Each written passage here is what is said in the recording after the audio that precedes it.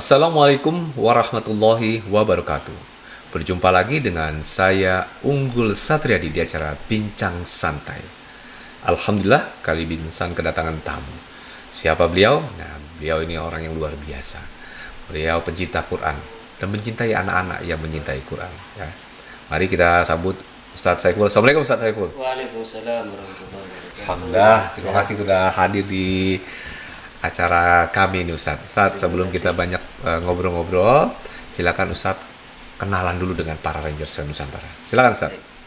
Assalamualaikum warahmatullahi wabarakatuh, sahabat Rangers dimanapun berada. Perkenalkan, nama saya Saifullah. Saat ini tinggal di Kota Bekasi, asli dari Pontianak, Kalimantan Barat. Alhamdulillah bisa bergabung dengan MPM TV. Semoga mendapatkan ridho dan keberkahan dari Allah Subhanahu wa taala untuk kita semua. Baik Ustadz ya, terima kasih ya. Aktivitas Ustadz, menurut informasi yang kayak saya dapat ini memang mengajar ya Ustadz ya.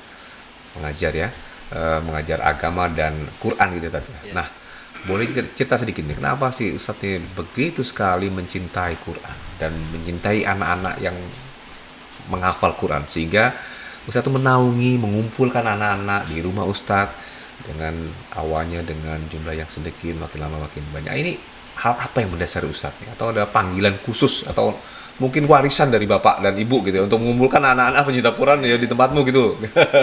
Silakan Ustadz. Baik, yang pertama sebenarnya latar belakang kenapa saya mengumpulkan anak-anak untuk menghafal Al-Quran di rumah. Karena saya sendiri adalah penghafal Al-Quran, alhamdulillah, dan juga istri saya.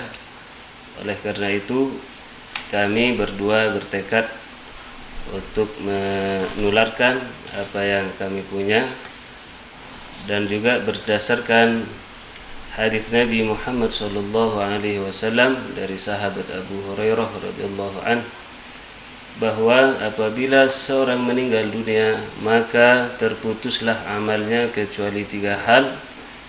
Di antaranya ialah ilmu yang bermanfaat.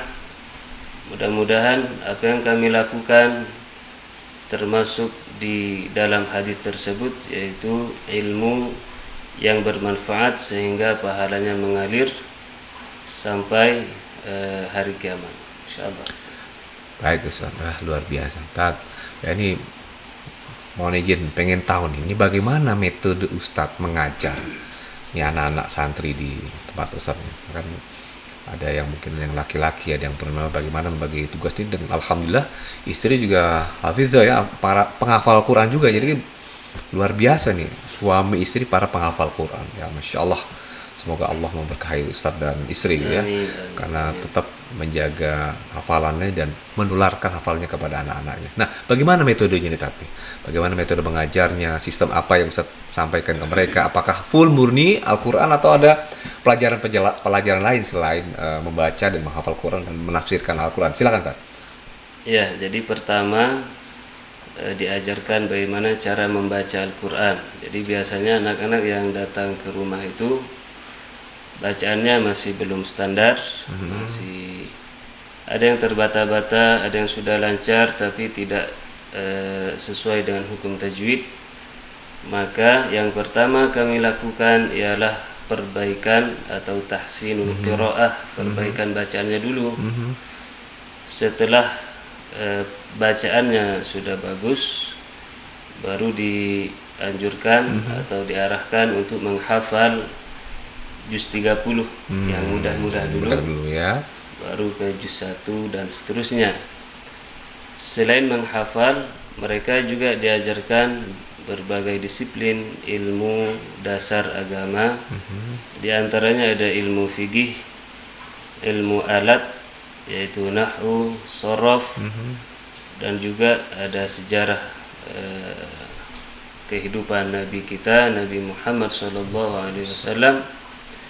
Dan juga diajarkan bahasa Arab dan bahasa Inggris. Nah, jadi mereka tidak hanya menghafal, jadi mereka dibekali dengan disiplin ilmu agama yang dasar sehingga menengah, insya Allah. Baik Ustadz, artinya memang begitu datang ke tempat Ustadz ya disamakan dulu nih ya bacaannya, biar nanti pada waktu hafalan nggak salah ya, panjang pendeknya mungkin lafal hurufnya yang do, to ya, dan lain-lain. Ini mesti benar-benar benar, baru proses berikutnya baru menghafalkan. Dalam proses menghafal juga dimulai dari surah-surah pendek ya tadi ya, dari mulai juz 30 tadi ya.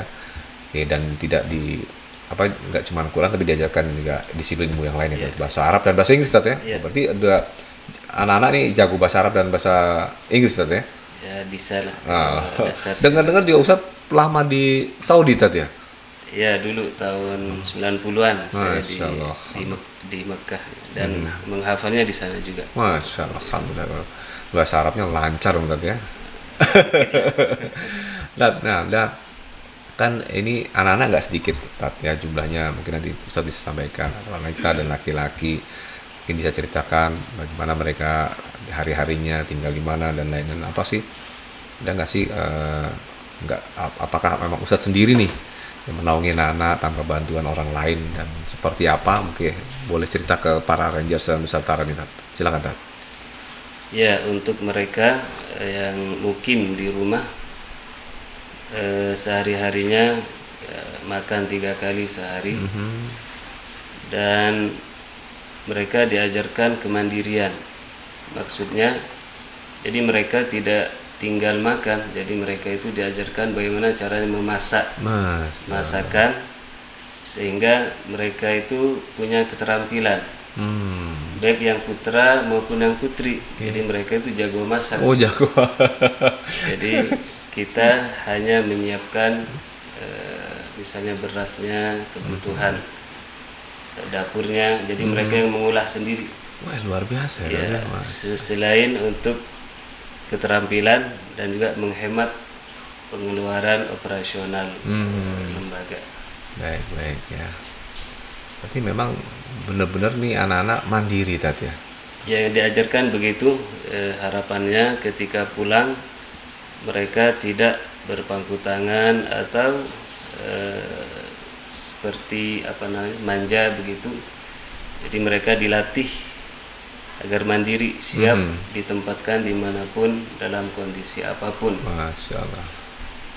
Adapun pendanaannya, ada yang membantu dari luar, sifatnya tidak mengikat, ada yang berupa logistik, materi dan lain-lain. Intinya rizki selalu ada. Alhamdulillah. Ditolong oleh Allah Subhanahu Wa Taala, tidak sampai kekurangan. Alhamdulillah ya. Jadi memang ada bantuan dari orang lain juga selain Ustaz sendiri, alhamdulillah ya. Nah, Tat, harapan Ustaz ke depan anak-anak ini kelak agar menjadi orang yang seperti apa, atau mungkin profesinya apa nih? Apakah memang dia harus menjadi ustazah dan ustaz yang hanya mengajar di masjid, di TPA, di TPQ umpamanya, atau Ustaz punya keinginan lain terhadap anak-anak nih? Silakan, Tat. Ya, harapannya terhadap anak-anak saya bebaskan, artinya tidak harus menjadi ustadz di masjid. Mereka bisa berkarya, berprofesi sesuai dengan keinginannya, karena mereka mempunyai ijazah. Jadi masalah ijazahnya kami urus dan tidak dibiarkan tidak punya ijazah untuk masa depannya.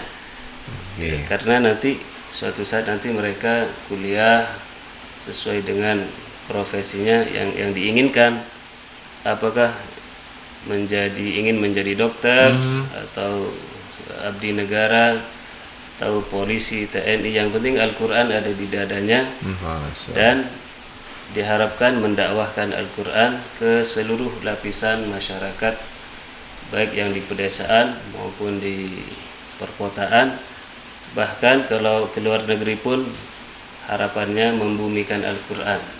Harapannya seperti itu. Baik, itu luar biasa. Artinya tidak harus jadi ustaz, tapi apapun profesinya ya. Kalau kalamullah ada di kepala dan semangat Islam ada di dada mereka, insya Allah dimanapun apapun mereka akan menjadi profesi guru, dokter dan lain-lain. Iya, betul. Mereka tetap Al-Quran yang pegang itu tadi ya. Iya. Ya. Selain karena di Indonesia selain merah putih di dadaku, berarti Al-Quran juga di dadaku. Gitu tadi ya. Iya, Masya siap. Allah, Masya Allah. Nah, Tat, ada kesulitan nggak Tat dalam menaungi ini anak-anak ya, apalagi berdua sama istri? Biasanya apa-apa kendala-kendala, mungkin anak-anak nih kangen sama orang tua dan ada waktu-waktu khusus nggak nih Tat?